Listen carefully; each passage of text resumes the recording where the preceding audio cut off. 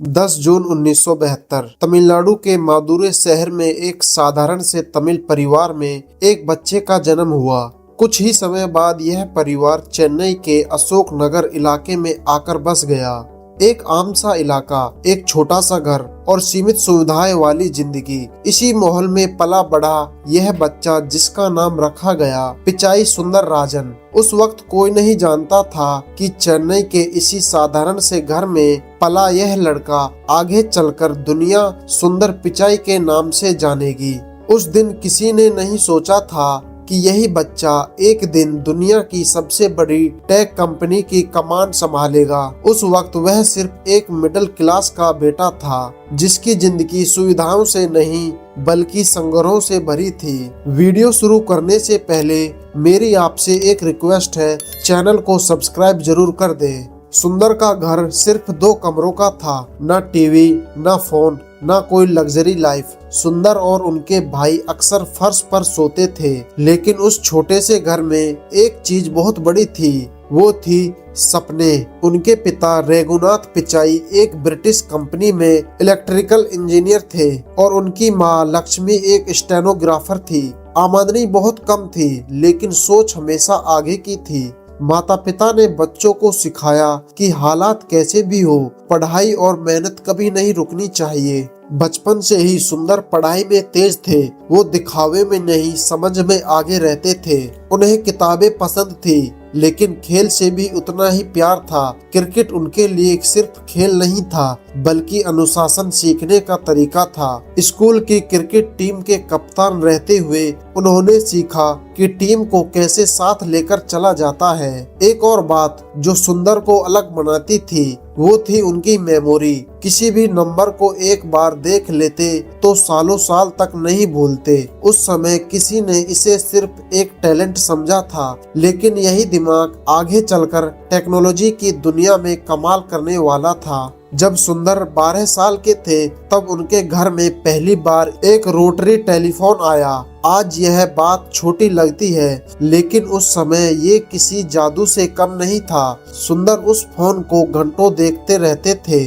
वो समझना चाहते थे कि आवाज एक जगह से दूसरी जगह कैसे पहुंचती है। यहीं से टेक्नोलॉजी के लिए उनका प्यार और गहरा हो गया। सुंदर ने अपनी शुरुआती पढ़ाई चेन्नई के जवाहर विद्यालय से की और बाद में वाणावाणी स्कूल से 12वीं पास की। शिक्षक बताते हैं कि वो शांत रहते थे, ज्यादा नहीं बोलते थे, लेकिन सवाल बहुत गहरे पूछते थे। वो भीड़ में दिखने वाले छात्र नहीं थे। सुंदर को आईआईटी खड़गपुर में दाखिला मिला। ब्रांच थी मेटलर्जिकल इंजीनियरिंग। आईआईटी का जीवन आसान नहीं था। छोटे हॉस्टल, कमरे, सीमित सुविधाएं और भारी पढ़ाई, लेकिन सुंदर ने कभी हालातों को बहाना नहीं बनाया। उन्होंने हर परिस्थिति में खुद को बेहतर बनाया। आईआईटी ने उन्हें सिर्फ इंजीनियर नहीं बनाया, बल्कि सोचने का तरीका सिखाया। यहाँ उन्होंने सीखा कि सीमित संसाधनों में भी बड़े समाधान कैसे निकाले जाते हैं। यही सोच आगे चलकर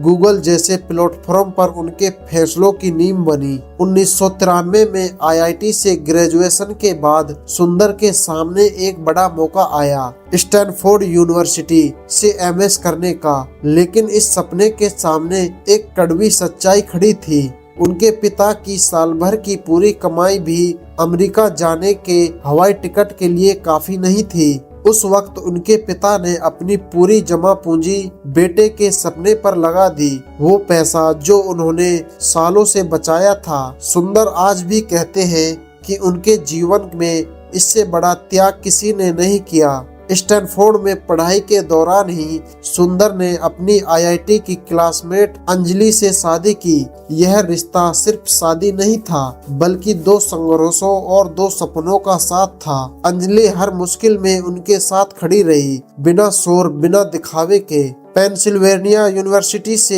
एमबीए किया।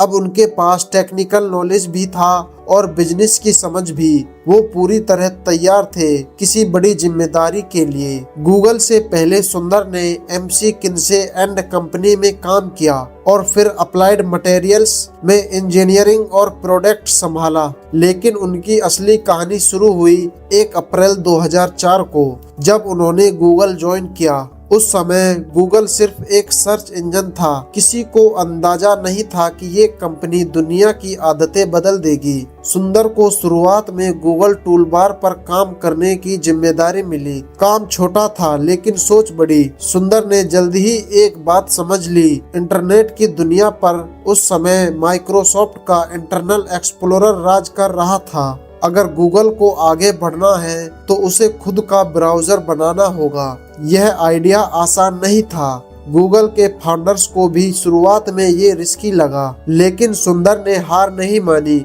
उन्होंने डेटा दिखाया, भविष्य समझाया और साबित किया कि ब्राउजर गूगल्स के लिए कितना जरूरी है। आखिरकार उन्हें हरी झंडी मिल गई। 2008 में गूगल क्रोम लॉन्च हुआ। शुरुआत में किसी को अंदाजा नहीं था, लेकिन कुछ ही सालों में क्रोम दुनिया का सबसे ज्यादा इस्तेमाल होने वाला ब्राउजर बन गया। यह सुंदर पिचाई की पहली बड़ी जीत थी। इसके बाद उन्होंने जीमेल, गूगल ड्राइव और गूगल मैप्स जैसे प्रोडक्ट्स को संभाला। हर जगह उनका एक ही फोकस था, चीजों को आसान और यूजर फ्रेंडली बनाना। टेक्नोलॉजी लोगों के लिए होनी चाहिए, लोगों पर भारी नहीं। 2013 में उन्हें क्रोम और एंड्रॉयड दोनों की जिम्मेदारी दी गई। आज एंड्रॉयड दुनिया का सबसे बड़ा मोबाइल ऑपरेटिंग सिस्टम है। अरबों लोग हर दिन इसका इस्तेमाल करते हैं, बिना यह जाने इसके पीछे एक शांत और सरल दिमाग काम कर रहा है। 2014 में माइक्रोसॉफ्ट और ट्विटर ने सुंदर को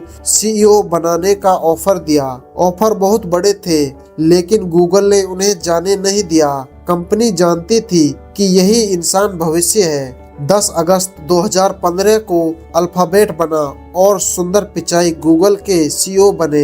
एक चेन्नई का लड़का जो कभी फर्श पर सोता था, अब वह दुनिया की सबसे बड़ी प्रभावशाली टेक कंपनी चला रहा था। 2019 में जब लैरी पेज और सर्जरी ब्रिन पीछे हटे तो सुंदर अल्फाबेट के भी सीईओ बन गए। आज भी सुंदर पिचाई की सबसे बड़ी पहचान उनकी सादगी है। वो सुनते हैं, समझते हैं और फिर फैसला लेते हैं। उनका मानना है कि असली ताकत शोर से नहीं, सोच से होनी चाहिए। अगर आपको यह वीडियो पसंद आई है तो प्लीज वीडियो को लाइक करें और चैनल को सब्सक्राइब जरूर कर दें।